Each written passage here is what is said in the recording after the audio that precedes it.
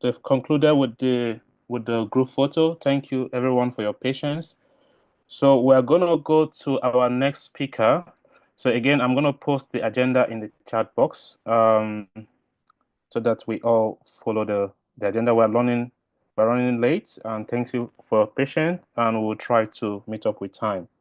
So our next speaker is Dr. Chika Owama.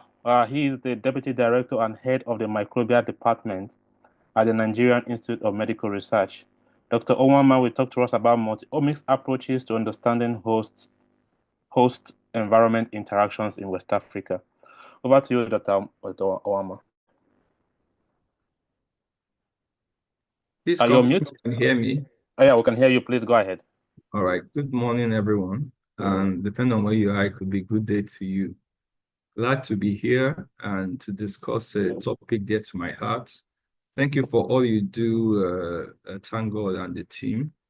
I'll be speaking on multi-omics approaches to understanding host pathogen and environment interactions.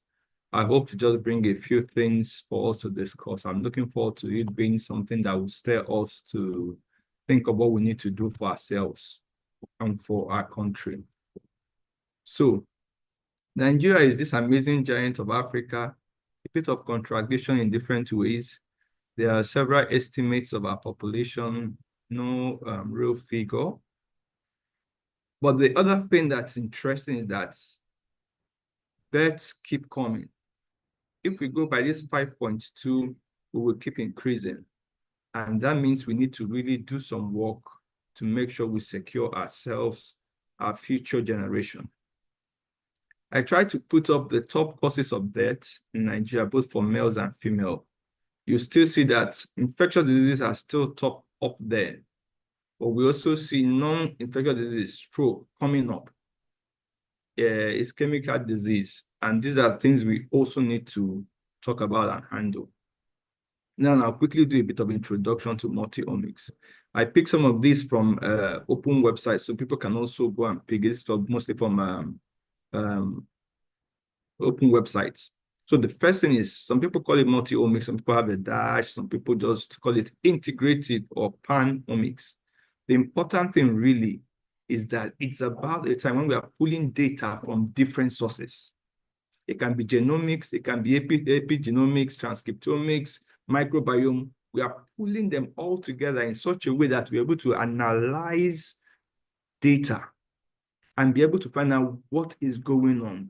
We're able to find out novel associations when we are looking at different things. We're able to pinpoint and, more importantly, elaborate on relevant biomarkers. Particularly when we look at the genotype, the phenotype, the environment, we know there's this statement we often have: nurture and nature determines who you are. So that's where system biology comes in. It's kind of the thing that helps and gives birth to multi-omics. And we need to begin to look at it in a comprehensive way and know that everyone is important to this project. So in trying to just clarify a bit, the genomics may be the DNA. We look at epigenomics, some changes that are not linked up to changes in the DNA. And then the microbiome, we find out that everybody, we're a compendium of different things living in us: gut microbiome, different things. And then the transcriptome, the metabolomics. So there are different areas looking at the proteins and all of that. And all of that determines the person and determines your status as someone who is healthy or diseased. And I like to call this a snapshot of the organism. So it's as if you take the organism, cut it into half and have a snapshot across the organism within its environment. So if you're a biomedical scientist, you may be looking at the gene first, but the clinician may be seeing the phenotype first. So depending on wherever you're coming from, we all need to be able to look at it, position the organism in its environment, and then we begin to see what is the DNA saying, what is the epigenome saying, the transcriptomics, the proteomics, and then take into cognizance that we have several organisms living in us, whether it's the gut microbiota, whether it is vaginal microbiota, whatever it is. We acknowledge those things, and some of them are actually important for health of the organism. So, and when you look at these host pathogen environment considerations, there are several things to look at. But one key fact is that the interaction between these three determines health or disease. All three. In fact, that's why at times some people will tell you that the first kitchen, the first hospital is your kitchen. What you cook, how you cook it, how you eat. But you know, when we also, I have a lot of students and people coming to meet me, oh, I'm trying to work on this, I'm trying to work on this. And then you say, oh, someone that has HIV, someone that want to look at the DNA and know what is happening. They forget that there are two sets of people, organisms involved, the host and the pathogen. So if you're talking about the genomics, is it the genomics of the host or the pathogen? If you're talking about the proteomics of the host or the pathogen, all of them are involved. And that is where multiomics is very, very important. So you are looking at the DNA, the mRNA, the proteins. Is it of the host or the pathogen of interest? And then there are other complications. I don't want to take this too far. I know not everyone is a genomics person, but there are people we call mosaics. I say I'll use a very simple example. Most of us know the sex chromosomes, XX for women, XY for men.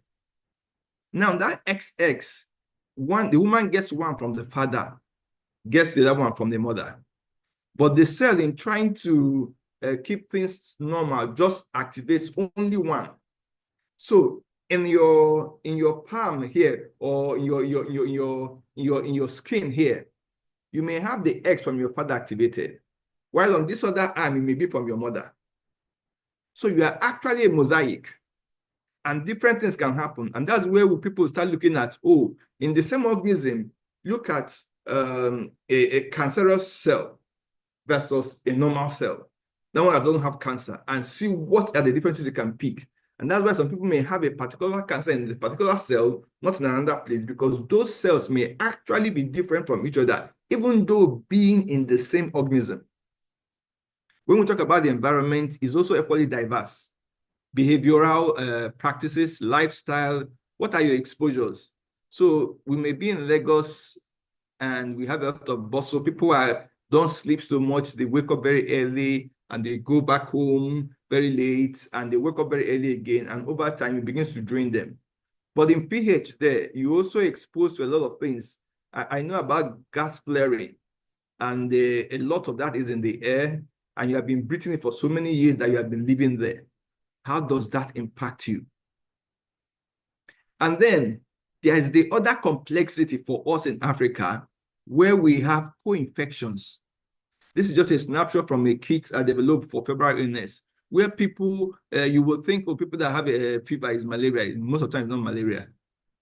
And then you see in sample 14 and 16, people that were supposedly with streptococcus, and they had streptococcus and dengue, and streptococcus and salmonella. So imagine treating those three people, 14, 15, and 16, for streptococcus, and 15 is getting well. The other two are not getting well, because you don't know that they had other co-infections. And in this case, you'll be talking about the genes or the genomes or whatever of two different pathogens, the host, and so a lot of complexity will come into place. Now, some of our cross-cutting tools don't apply. So there are many nucleic-based methods. These are just the same pictures, but in different ways that can apply, that can use for genomics, epigenomics, or transcriptomics. You can use mostly nucleic acid-based methods. But when you talk about the proteins, other things come into place. So you may have to use GCMS, mass spectrophotometry, and a lot of other things to look at the proteins. And those people you will need may be different. The biochemist and different people will need to come in. So we are pulling data from different sources, different areas, each one heavy in itself. Genomics data, if this whole genomics, can be quite heavy. But think about the spatial geometrics of a protein or something. It can be something else on its own. So all of this information, when you pull them together, you need to make sense of it. And while you are trying to make sense of it, are you making sense of that from the organelle? Are you making sense of all this data from just one cell? Are you making sense of all this data from just an organ in the organism, or from the entire organism? And that's why people like Dr. Man has gone ahead of me that spoke earlier. Bioinformatics, they are very important to try and analyze these things and see, oh, where is the environment coming in? How are these things putting together? What is the combination of these things saying to us about how we're determining disease or determining healthy status? So there are several other challenges that may not be linked to your data and your source of information. As simple as your sample, how we are picking the sample. We recently did a study we called Huglocene, and it was something about after we saw data from COVID-19. In fact, I started with my DG telling me, oh, someone needs to look at this, my PA. My DG then said, I travel everywhere with my PA. I've come down with COVID twice. He has never once been had come down with COVID. And we all laughed about it. But I went back, I went to check. And I saw that there were genes that were influencing COVID-19 presentations. And we began to look at it. So we tried to pick samples from the northern Nigeria, Port Harcourt, for all the minorities, southeast, southwest. In picking those samples, you could actually say, oh, I've picked the North, I've picked Hausa, Fulani, I've picked Igbo, I've picked Yoruba. But how diverse are they? So before we recruited you, to be sure you were representative of that population we are recruiting you for, we had a caveat. Both your father and your mother must be from the same tribe before we took you in as someone representing Hausa, Fulani, or that. So those kind of things can actually influence things. There can be different kind of presentations. People that have asymptomatic or symptomatic infections. How does all of that in your data influence or bias you? So those are other challenges that you may have to look at. Ultimately, we want to go from a time where we are thinking of one treatment is for all to a place where we have personalized treatments. And that's where every hands have to be on deck to bring the genomics data, the proteomics data, bring this all together so that we can actually treat people very well and be sure that, we say treat them right the first time they get well. So I wanted to bring up some examples before I zero in. I'll throw up a few case examples for us to think through. Yours may be different based on what you are doing. I saw some of the charts. Some people are also in plants. Yours may be different, but just to make us think a lot. And then I try to zero in on one before I wrap up. So this is a screenshot from one of our assembly tools for HIV. We sequence HIV for treatment of the people who are living with HIV, and they can use them to change their drugs. Now, I don't know if you can see the mouse. You see here, we have the standard HIV. We have this person we just sequenced that we are assembling the data has inserted a full codon. This codon is not in the standard HXB2, but is in this sample. We have seen people that have inserted 2 codons or deleted 1 or 2. What does this mean for the person? It could mean, oh, there's a protein that is not available. If that protein is what maybe a drug is looking out for, or an epitope, or a target that biomarker is going to work, or the drug is going to work through, the drug may fail. What does that mean for people? And then that means this can also be there in the system. You may not detect it. If, for instance, your detection kit is based on this area, it may miss this. And then you may know, you think it's going down, or you don't know that it's expanding. You may not know what is going on. And then we had a colleague we worked with in the University of Lagos. She was working on endometriosis. She picked 4 SNPs that were supposedly associated with endometriosis, I think among Caucasians. By the time we finished running it among Africans in Nigeria, Nigerians in particular, only 1 was relevant for our population. For 2 of those SNPs, both case and control actually had the same genotype. And this brings up to 4 that where we in Africa, we can actually take advantage of the diversity of African genome and be able to fine tune. When you go to all this ClinVar, they'll say, oh, this mutation is pathogenic or not. We can actually use our genome to actually fine tune and clarify, the impact of these mutations. I've had people that approached me for us to do some genomic studies. They were thinking that people that had successful surgery, some of them didn't wake up early, not because the surgery was not successful, but they suspected that they were reacting to the anesthetics they were given. Another ENT doctor reached out to me, can we do something on ENT? That they had a 50-something-year-old woman who was always having ear pulse, things running from the ear. And the same thing is happening to her children and her grandchildren. And these are examples of different work, what we need to do for our nation that nobody else will come to do for us. Now, I'll try to put up the Hugo Steen study. It was during the COVID-19, and I saw this paper in Nature from the COVID-19 Whole Genomics Initiative. They listed out about 13 loci in the human genes that influenced COVID-19. The influence was different. It was, they put it in three. It was whether you're going to be infected, whether you're going to be critically ill, needing ventilation, or whether you're going to be ill and hospitalized, but not that critically ill. And some of them cut across all three, some influence just one. By the time we finished gathering these samples from Hausa, Yoruba, Igbo, the person that worked with us from Port Harcourt did a very good job. We had almost all the different tribes, Isoko, Ijaw, different people coming in. And by the time we looked at this, we saw something overwhelming. Most of the alleles that brought about the effect, whether it was to make you ill or be infected, were not in our population. We actually were saved by our genome. And we laughed about it and said maybe something like this has happened in the future and clear those people susceptible. The most important of all of this was the last one there. We did not have a single person having even a heterozygote allele for the effect. By the time we worked with Lagos Biobank to pick samples from those who were Asians, who were in the what's it called at that time, who were isolated and treated, we began to see those who had 1 copy, 2 copies of this same, the last 97700 RSP, meaning something that we didn't have this, and that was why we were mostly running about, going about, COVID infected and still asymptomatic. I remember I was going to travel one December for a meeting, and I just got to I was about going to the airport, and I just go, oh, I've not seen my COVID-19 report. I sent they call it the lab. Oh, give me my report. What's going on?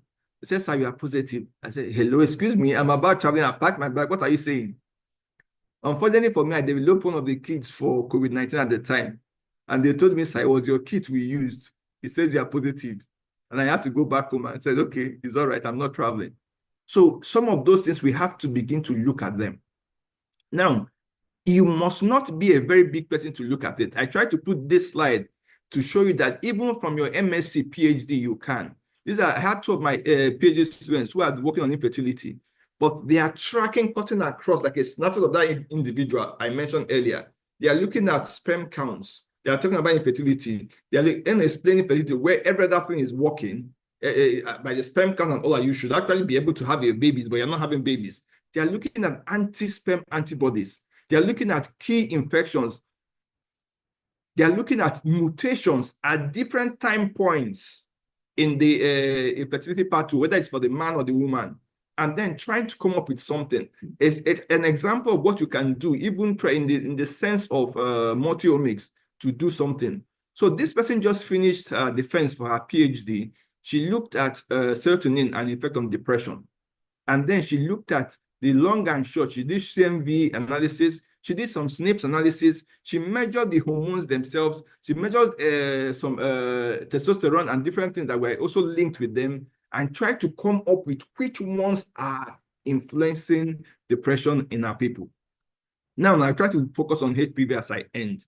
So HPV is one of the infections associated with cervical cancer. Human papilloma virus is about 9.7% in the last most updated document I saw online. And I think I like to mention this. Kebbi State is the only state I saw that already had a good report of their cancer program treating their people. We published this in Frontiers in Oncology. it was during the COVID-19, the sample collection kit we sent to the north didn't come back. So we were able to just report on the southern part of Nigeria, trying to show that we have much more of other high-risk groups. So even though 16 and 18 are known to be much more associated and cause about 70% of the cervical cancers, we have a lot of people infected with other high-risk groups. If you look at this, we are seeing 16 and 18 are not the most prevalent. But when you look at, so the example we use here, one of the sites we used to recruit people was actually a site doing infection, what's it called? Clear inspection of the cervical, of the cervix, and to know whether you have had changes.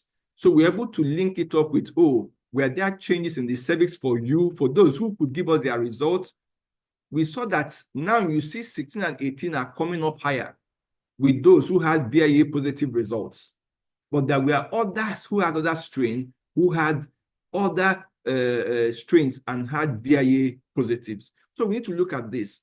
And I'm going to take this further when I look at the Cancer Atlas project.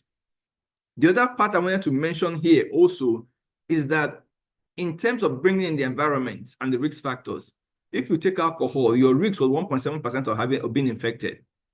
If you smoke, it was 2.6. By the time you smoke and drink, it was about 2.4.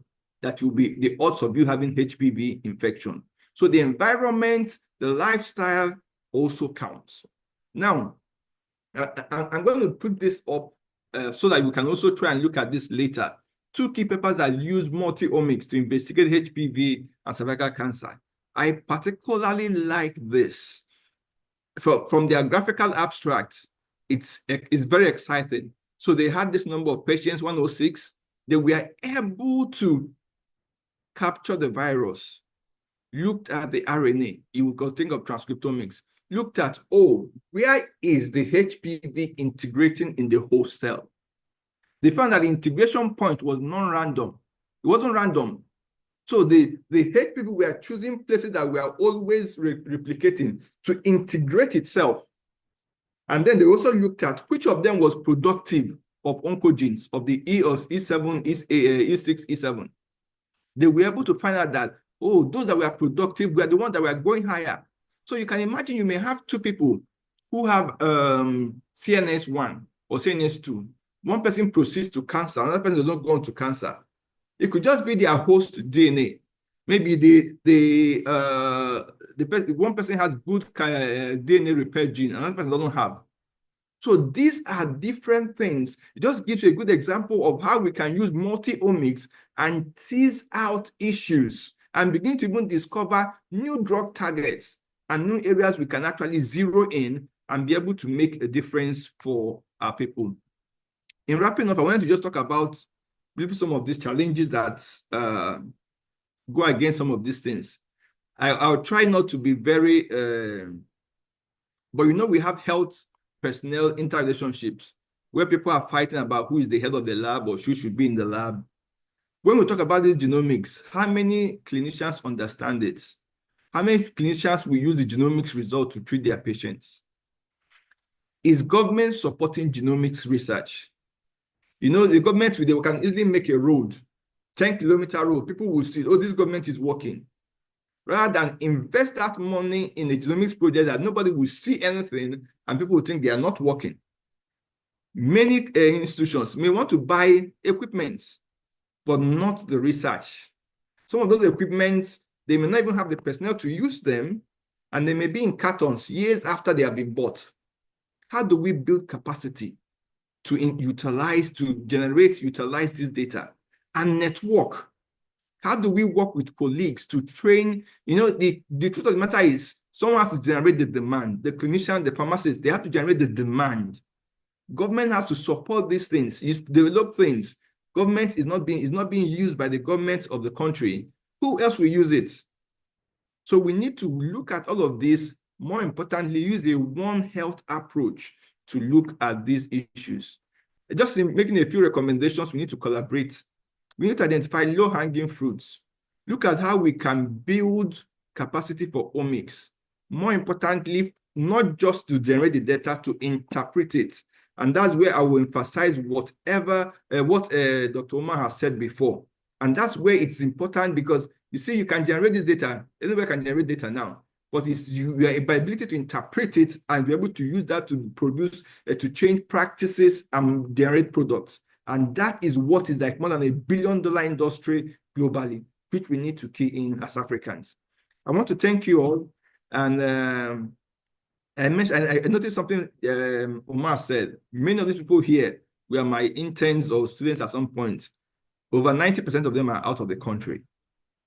And we hope that some of them will come back. Someone is about wrapping up their PhD, and we're trying to see how they can come back and also work with us. But I'd like to share this saying with you. It keeps me going, even in spite of all the challenges, that a dream is not just what you see while sleeping. It's something that does not let you sleep. You remember all of this work we need to do, and you are sleeping, you just wake up. Oh my God, we're not done this. We try to do what we can. And if every one of us from our own aspect put in our bits, Nigeria will be for the better and Africa will be for the better. Thank you, everyone. And thank you for inviting me. Over. Thank you, Dr. Chika. What an insightful presentation. I felt like we are all fired up. That moment when you are fired up and you feel like the whole activity just got started. So in the interest of time, Dr. Chika Owama, we're going to just take 2 questions. Then you have the opportunity to respond to other questions via the chat box. I'm going to take 1 question from the audience on site and maybe 1 from those joining remotely. So we'll just start from one of the audience joining remotely. Do we have any question? We have someone raising their hand. Then, do we have any question? Actually, these are just comment, people reinforcing what you mentioned. So, just been done. Bosco, could you please ask your question and unmute? Okay. Good. Could you hear me? Please carry on. We can hear you. Okay. Good morning, everyone. Good morning. Good morning. My name is Jospin from Benin. I'm a master's degree student in genetics, biotechnology, and natural resources. And my question goes directly to Dr. I would like to know, you were talking about being in a kind of mosaic, talking about our genomes. I would like to know if it's only about men or is only about women or is about men and women. And apart from that, when you were talking about having one of the chromosomes like S activated, how can we know that the chromosome X that is activated comes from the father or maybe the mother? And do we base ourselves on that in order to treat the patient, or we just try to carry out the 2 genomes of the person? I'm talking about women. We just carry out the 2 genomes and base ourselves on that in order to treat them. Thank you. Okay. Do we take both questions before I answer? Okay, you just answer this one and then we'll move to the participants on site, please.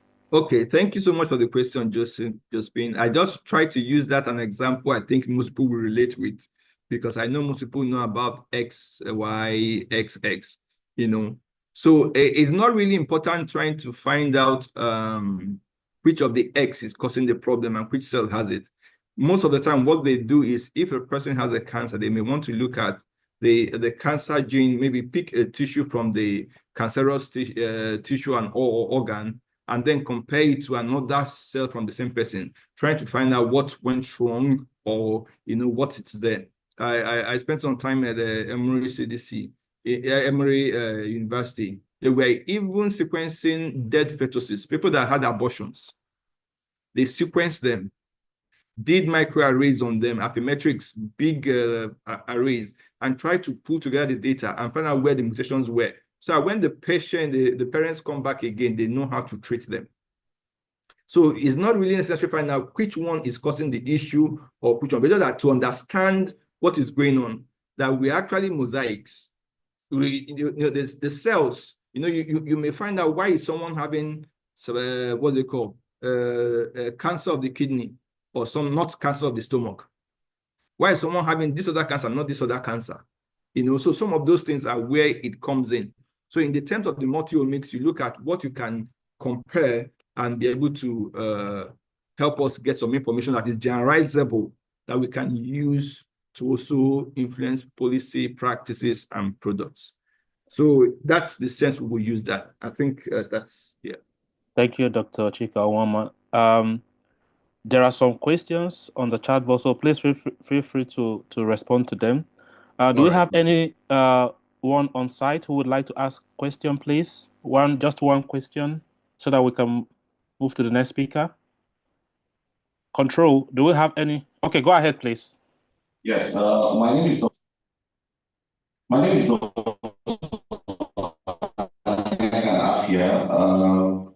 I want to first of all thank the presenter for such a wonderful and very expository lecture he's just given.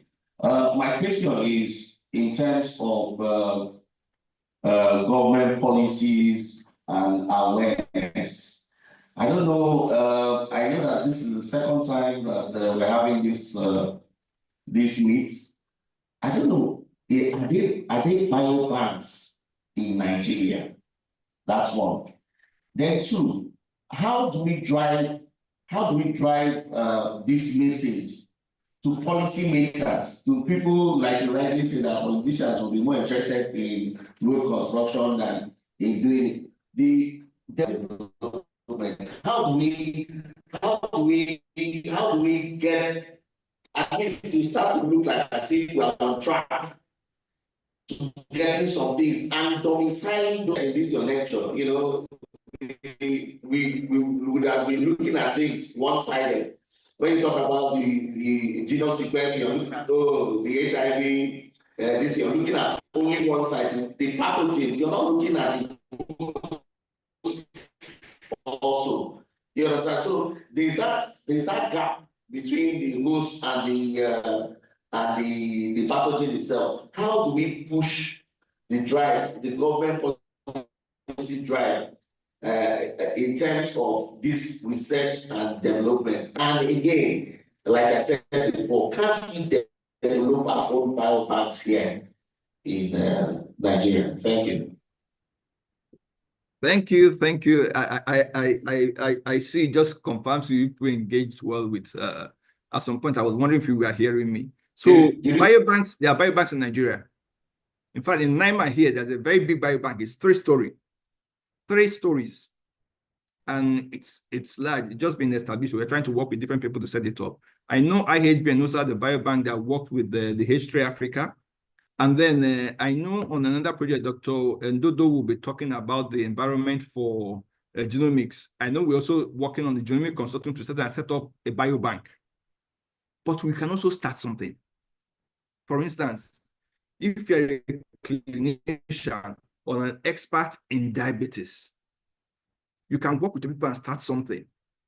Because there are, you know, we can't get to that extent in one day. Thinking about the UK Biobank, they'll do a study. They had 9,000, maybe 10,000 twins. Where do we get that? They've been compiling data of twins. And then someone just goes to the UK Biobank, gets the data, and be able to do the sequencing and do whatever they need to work on. You know, but we can start small.